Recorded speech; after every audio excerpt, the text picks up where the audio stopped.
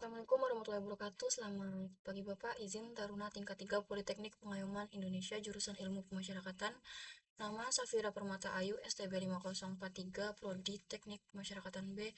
Izin Bapak, izin di sini saya akan menjelaskan eh, mengenai pengolahan data statistik deskriptif yang dimulai dari coding, analisis, kemudian ada interpretasinya.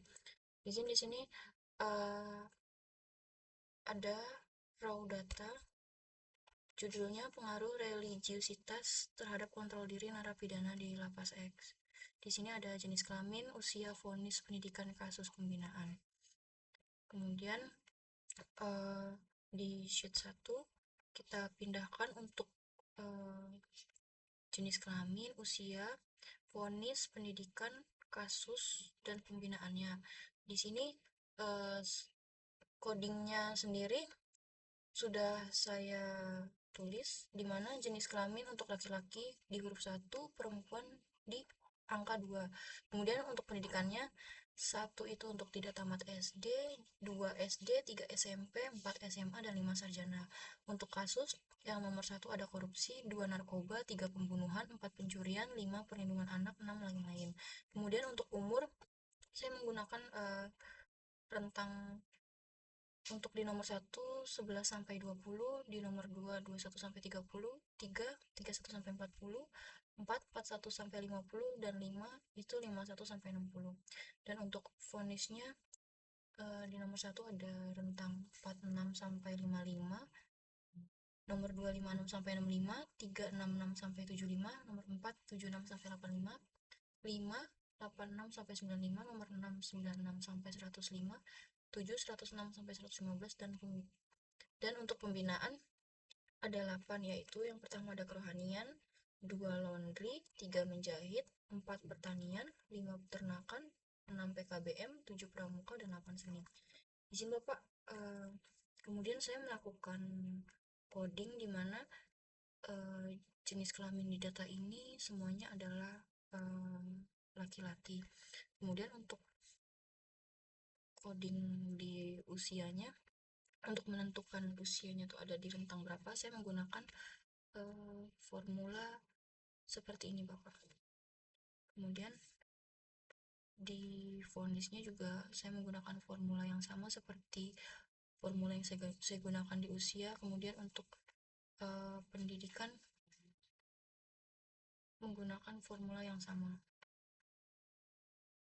seperti ini. Hal ini ditujukan untuk menentukan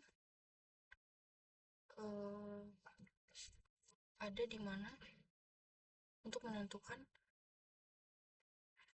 coding di mana kita bisa mengetahui untuk jenis pembinaan ini berada di coding nomor berapa. Kemudian setelah dilakukan pengkodingan seperti ini, kita pindahkan ke sheet 2. Untuk nilai X dan Y-nya sendiri itu dilakukan pencarian seperti ini Bapak, izin. Jadi untuk melakukan untuk mengetahui jumlah X dan Y-nya, pertama-tama kita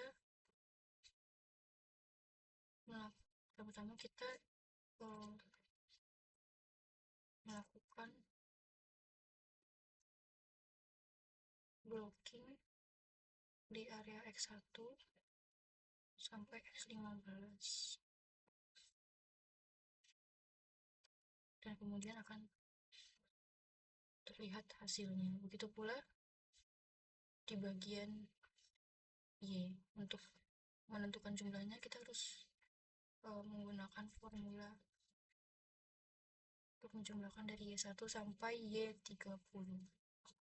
Selanjutnya, ketika sudah dilakukan pengkodingan dari jenis kelamin sampai diketahuinya jumlah X dan Y, kita buka PSS.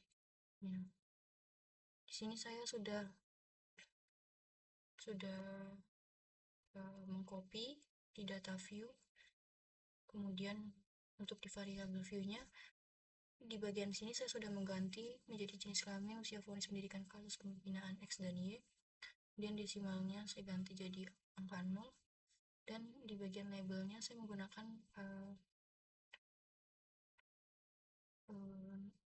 singkatan.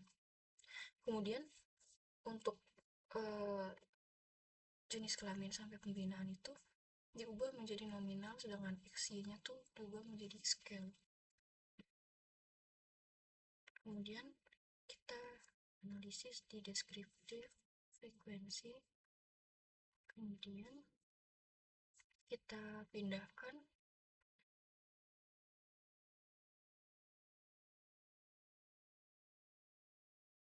dan klik OK.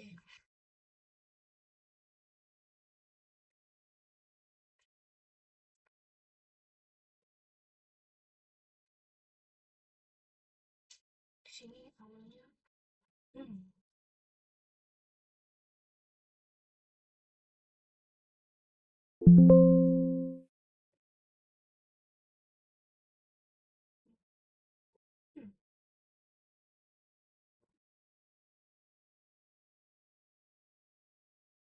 di sini terlihat hasilnya.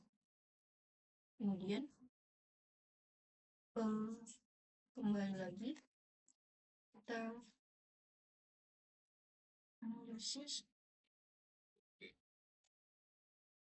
analisis deskriptif statistik frekuensi, kemudian kita kembalikan lagi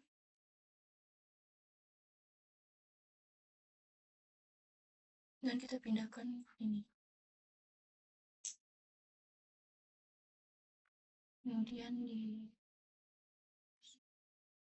kita checklist mean median,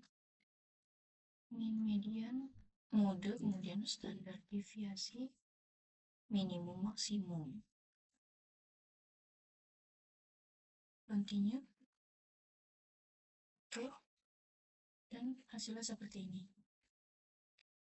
Kemudian kita lanjutkan dengan analyze, regression, kemudian linear, klik linear, kontrol diri, kita pindahkan ke bagian dependent, kemudian di bagian independent, kemudian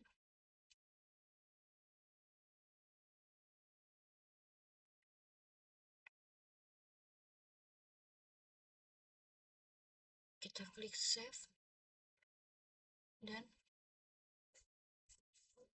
klik unstandardized, continue. Oke. Dan inilah hasil tabelnya.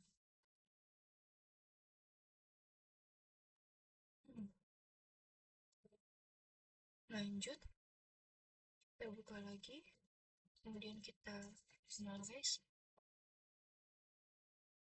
ke non-parameter, kemudian ke legacy dialogs, kemudian one sample,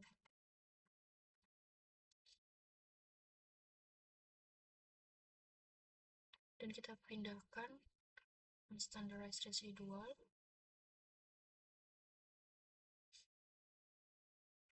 dan terlihat seperti ini untuk tabelnya.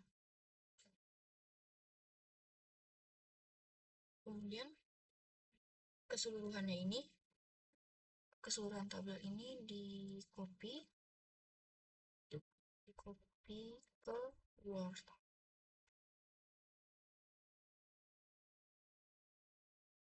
ke Word. Dan saya sudah menginterpretasi tabel yang sudah saya pindahkan ke Word. Kurang lebih seperti ini, Bapak.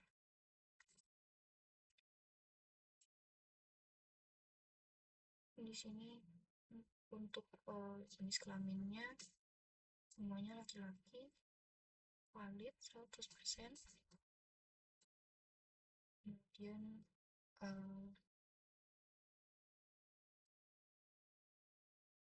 ini untuk tabel di bagian vonis, penuntutan, kasus, pembinaan, dan interpretasi dari tabel modul summary-nya diperoleh nilai koefisien korelasi dalam kurung R sebesar 0,822 yang menunjukkan cukup kuat antara variabel pembinaan dan kontrol diri narapidana. Nilai R squared sebesar 0,675, artinya sekitar 67,5% variasi kontrol diri narapidana dapat dijelaskan oleh variabel pembinaan. Selain itu, standar error sebesar 8,250 menunjukkan tingkat kesalahan prediksi modul dalam memperkirakan kontrol diri narapidana. Untuk di tabel ANOVA-nya terlihat angka regresi dan residualnya. Di sini untuk variabel dependennya itu kontrol diri, terus prediktornya varian.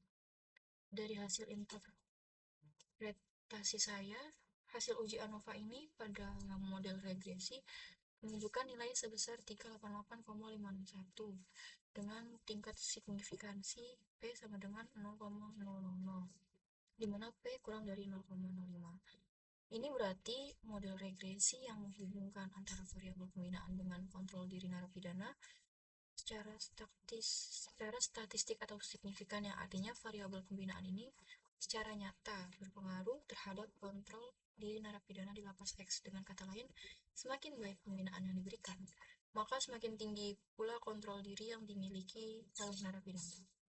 Dan untuk tabel yang terakhir, one sample formal curve Smirnov test, di mana ada unstandardized residual. Di sini terpantau untuk pendistribusian itu normal. Kemudian hasil interpretasinya yaitu diketahui bahwa jumlah data dari 189 orang dengan standar deviasi 8,23, di mana nilai asimsiknya 0,057 dan nilai Monte Carlo signya sama dengan 0,056, di mana artinya data ini dianggap normal dan tersebar secara normal karena lebih besar dari 0,05 dan lulus uji normalitas. Sekian presentasi yang dapat saya lakukan. Kurang lebihnya mohon maaf. Wabillahi taufiq wal hidayah. Wassalamualaikum warahmatullahi wabarakatuh.